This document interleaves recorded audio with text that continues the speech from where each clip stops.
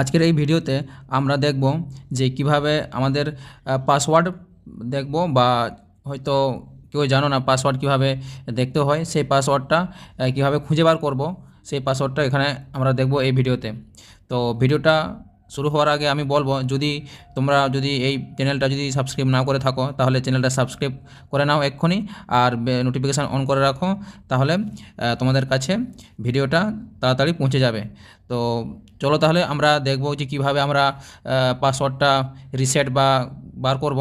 সবার প্রথমে আমরা পোর্টালে যাব, ক্রমে গিয়ে পাঁশকুড়া বনমালী কলেজ লিখে প্রথমে যে পোর্টালটা আসছে এই পোর্টালটাতে আমরা ক্লিক করব।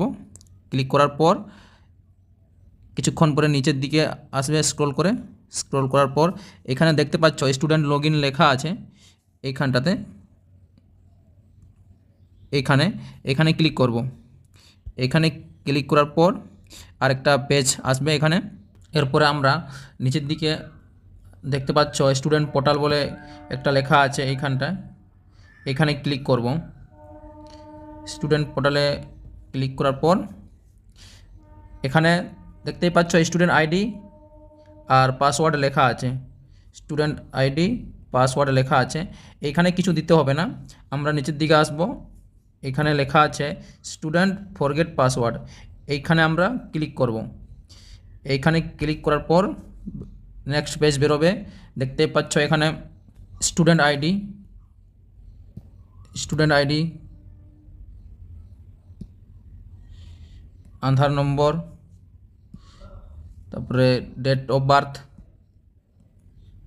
ইওর পাসওয়ার্ড, এই যে এইখানটাতে আমাদের পাসওয়ার্ড শো হবে। স্টুডেন্ট আইডি দিতে হবে আর আধার কার্ড নম্বর দিতে হবে আর জন্ম তারিখটা দিতে হবে, সালটা দিতে হবে, দিনটা। চলো তাহলে আমরা দিয়ে দিই ওইটা। তারপরে এসব দেওয়ার পর আমরা এই যে সাবমিট অপশানটাতে দেখতে পাচ্ছ, সাবমিট অপশান এইখানটা আছে, এই সাবমিট অপশানে ক্লিক করব। ক্লিক করার সাথে সাথেই আমাদের পাসওয়ার্ড এইখানে চলে আসবে। তো দেখতেই পাচ্ছ এখানে পাসওয়ার্ড চলে আসছে। তোমার যে পাসওয়ার্ড ওইটা এখানে দেওয়া থাকবে।